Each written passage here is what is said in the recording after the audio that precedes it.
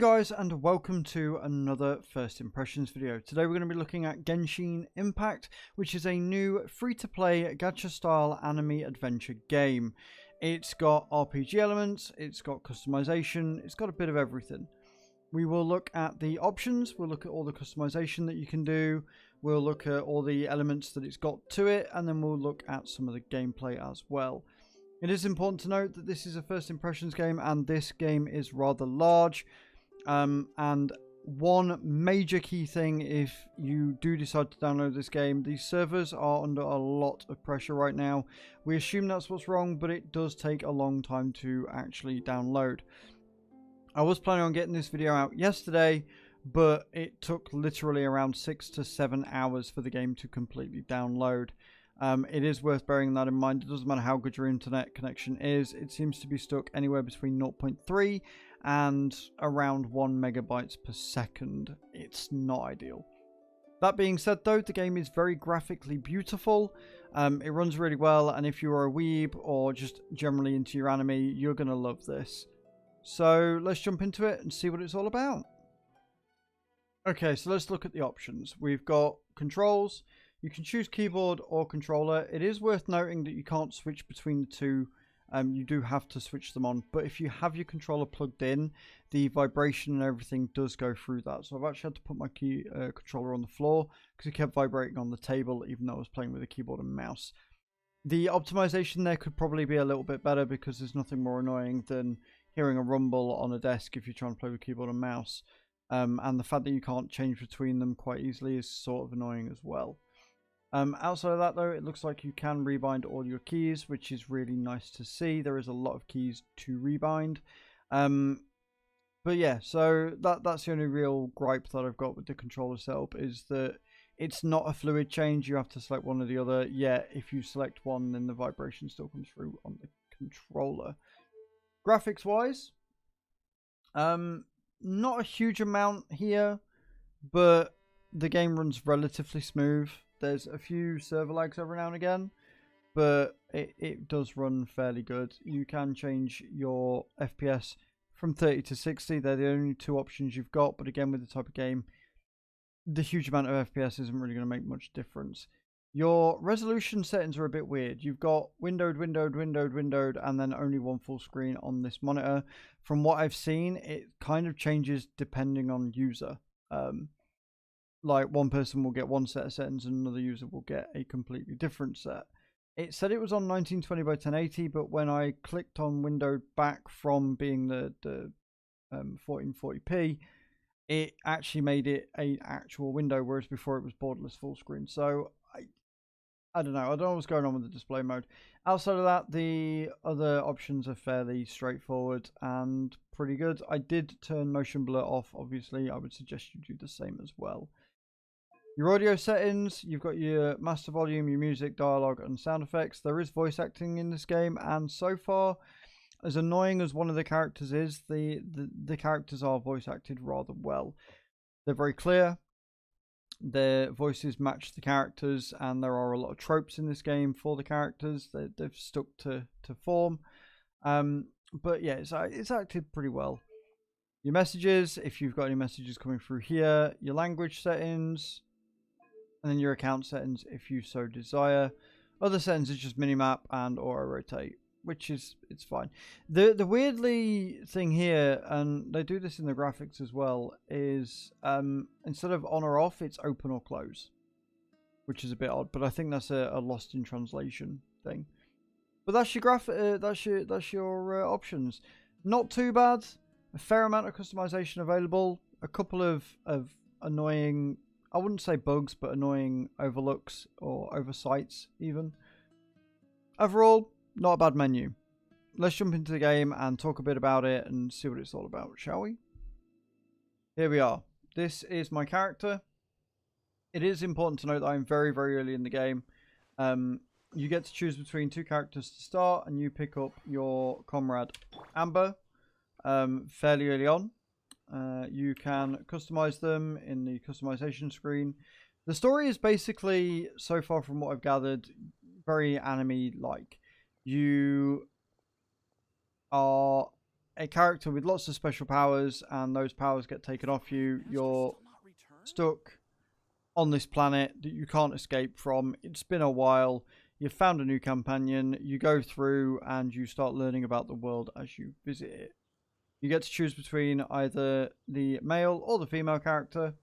I've seen very few people choose the male character, so naturally I went with the male character because why wouldn't I? They are twins, so essentially there's not a huge amount of difference in the abilities, if any. And then you've got your character creation and stuff like that.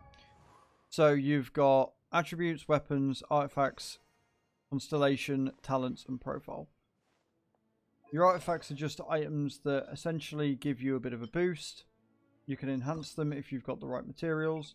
So you can make them a bit stronger if you so desire. And it just gives you bonuses. It just gives you more for your main character. This works very similar to a lot of gacha games.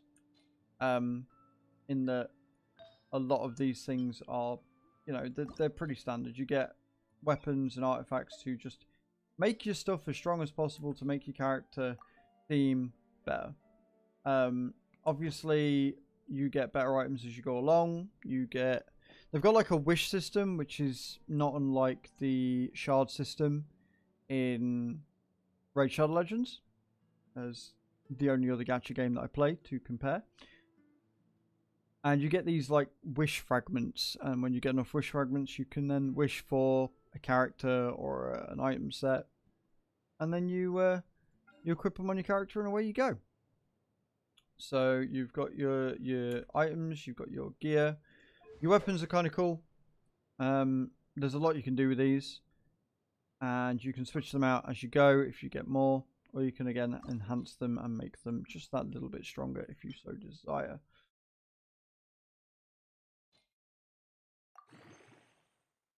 Just increases the basic stats when it levels up. The moveset, for the most part, isn't amazing. Like, there's not a huge amount of combo to it. Your movement is basically, you've got a dash, you can jump. If you jump off of something, you get a gliding set, which you can just glide down. I'm assuming that your gliders and stuff like that changed during the game. But you've literally got like your moves. You can hold it down to do a special move. You can use your magic powers. And that's your lot. You go through and you kill enemies. There's a lot of collecting in this game.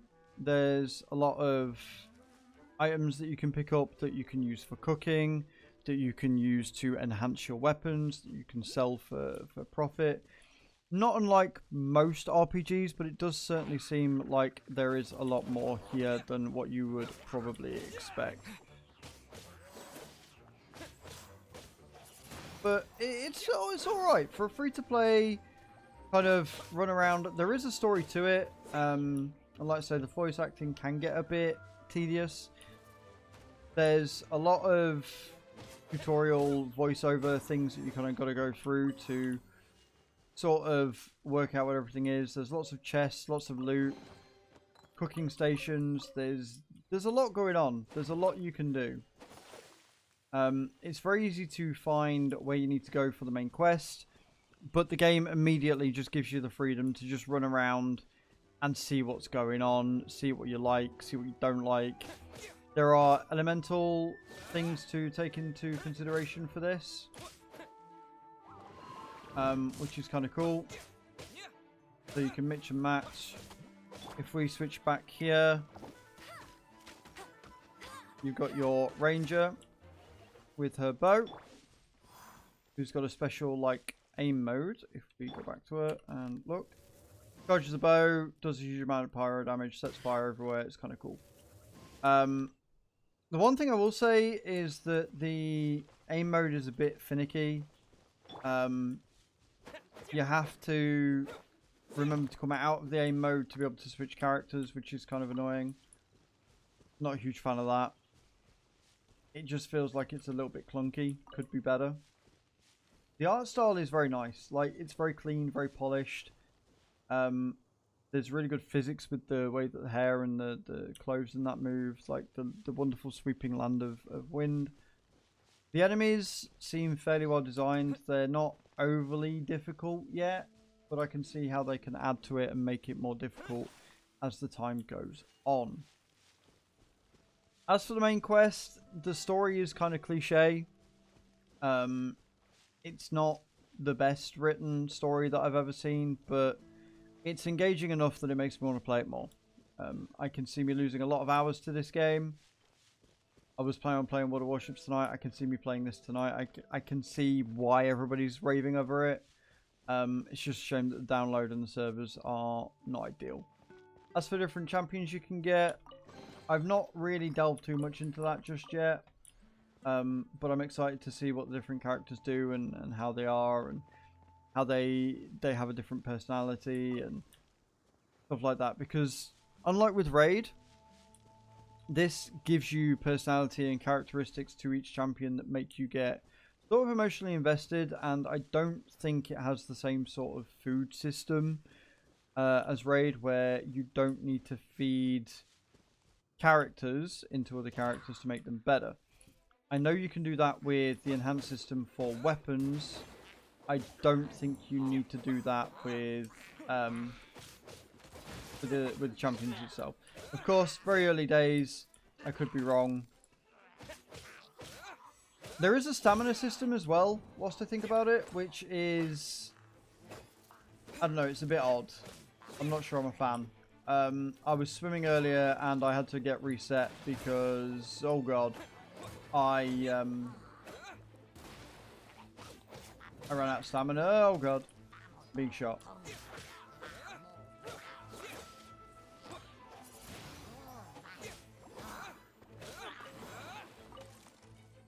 Can you stop freezing me?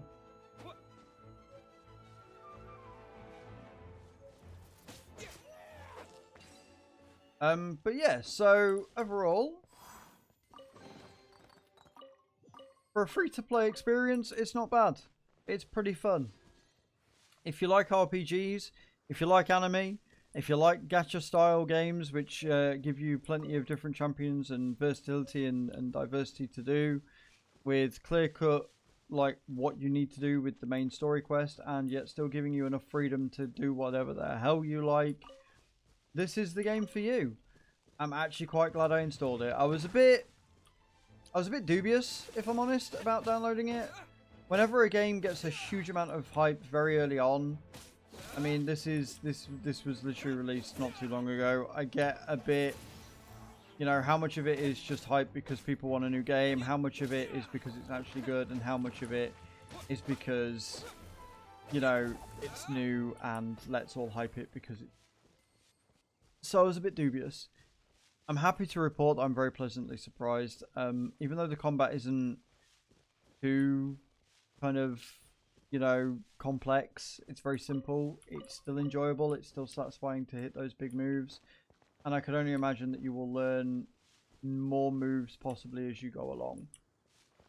Who knows? We're very early in. I've seen people that have put a lot of time into this game already. And that's kind of cool.